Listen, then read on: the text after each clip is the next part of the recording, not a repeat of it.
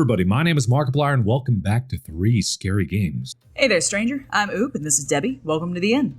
This video has an ulterior motive. See, I'm new to the Unreal Engine and want to learn how to make games and be a developer like the cool kids. But YouTube tutorials and walkthroughs can only do so much, so I'm making some videos to motivate myself and create new things and to make a community for me to work with.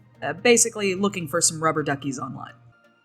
This video isn't a tutorial, it's an idiot in a handbasket, desperately trying to figure out how stuff works good, but if you want to watch me struggle, stick along, you might even have fun. We spend 10 minutes waiting for the MetaHuman app to load. It takes a second to queue, but if you want to try this for yourself, the link is in the description below.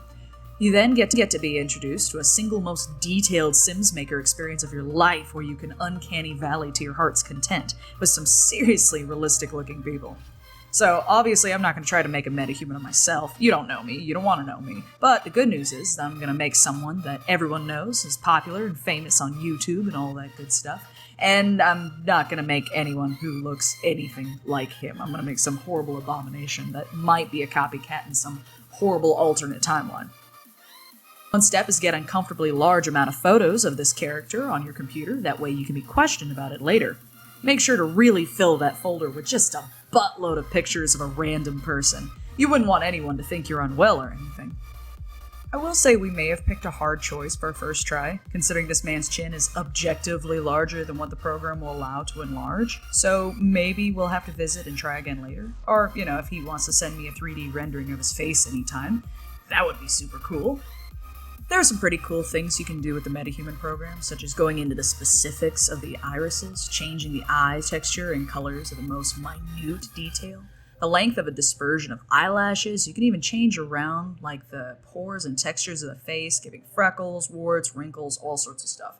It still has some limitations right now, like if you want to make a downturned or hooded eye, you have to pretty much fight with the samples they currently have for about a half an hour, only to get something that is even slightly passable for what you're going for, and even though the nose makes up for what I would say is probably most of the face, they really only have a limited number of base options right now. That being said, if you've got a pretty standard face, or if you don't mind sliding into the uncanny valley, this is still a pretty fun thing to do if you've got some extra time, or if you have an interest in where graphics and details are going in the future.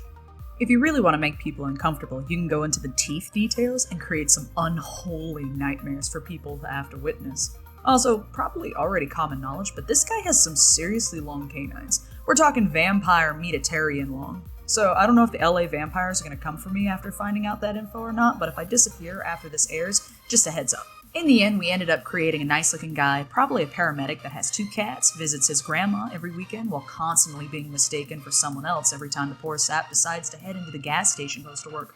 I'll be dropping some game level design and streaming later if anybody wants to pop in and say hi. I'm Oob, that's Debbie, and we'll see you next time you're in town. Bye!